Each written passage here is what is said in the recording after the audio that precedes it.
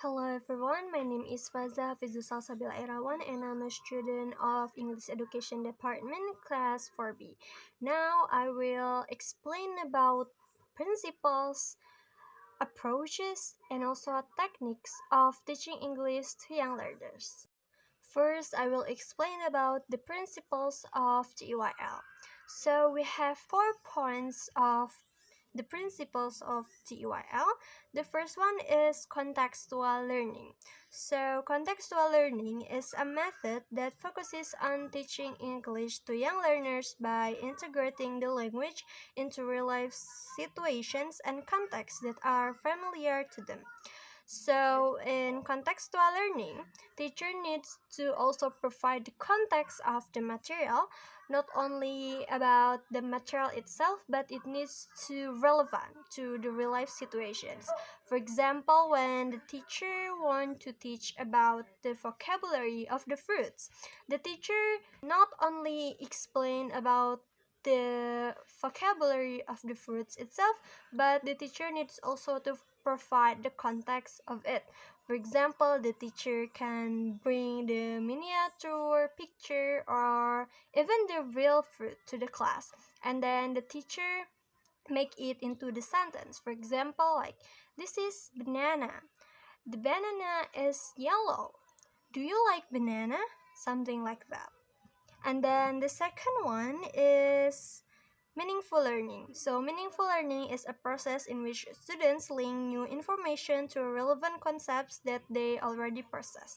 So, in meaningful learning, the material need to also relatable to their experience. For example, when the teacher want to teach about the past tense, the teacher can say, "What did you have for your breakfast this morning?" So it consists of the experience of the students, so it can be meaningful learning. And then the third one is learner centeredness. This is an educational approach where students are actively involved in the learning process, taking ownership of their learning and development. So, in learner centeredness, the teacher is only become a facilitator of the class, and the students can take over the learning process by their own. For example, the teacher can give them to arrange the puzzle. So the teacher just need to see how the students solve the problem without teach about it. And then the last one is implicit learning. So implicit learning, acquiring knowledge without being aware of it consciously. So it can be with the games. For example, the students are not knowing that they are learning, but they just know that they are playing games. For example, with the Simon Says games. Next, we have approaches to young learners. So, in this case, there are 5 main points of approaches to young learners. The first one is behaviors. It means that language can be structured into a syllabus of manageable parts. That there is also repetition, reward and motivation, and also modal pronunciation. So, in this behaviorist approach, a teacher can make a syllabus that leads into behaviorism of the students. And after they do something according to the syllabus, the students can get reward, for example. And then the next one is multiple intelligence theory. It means all learners have different strengths. That's why activities should be varied and lessons should be multimodal. So, in this approach, it believes that the students are different, so the teacher need to prepare various activities so all of the students can engage in the class happily. And then the next one is input. It means that learners need input before output, so the students needs to receive some input from the teacher before they can do an output. And then this next one is humanist. It means young learners are people and have their own opinions, reasons, emotions that should be respected.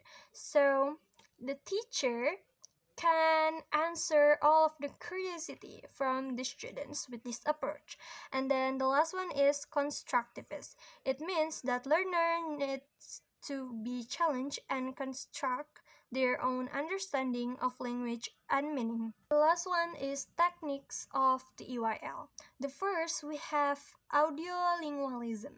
So audiolingualism is basically comes from the behaviorism approach, which means that the students listen to the audio and they repeat it. So it's like repetition, which is the behaviorist approach. And then the next one we have presentation, practice, and production, or triple P. It is a technique that involves presenting new language items, practicing them through various activities, and producing them in a meaningful context. So, in the first, the teacher can give them the material by presenting, and then they need to do practice. And the last is they need to do output or production from what they learn in the class. Next one, we have TPR, or total physical response. So basically this is the techniques that is used by the teacher for the kinesthetic students, because in TPR the teacher provide activities that is related to the physical activities, and the students need to use their physique to do the activities. And then the last one is communicative language teaching, or CLT. There are several activities consist in CLT. For example, like role plays, icebreaker, information gap, and then jigsaw tasks, problem solving, survey, discussion, and also debate.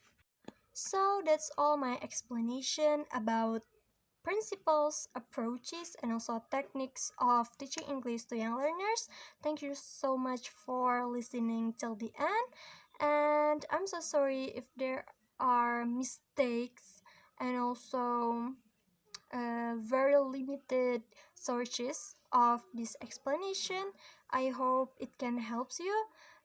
See you soon. Bye.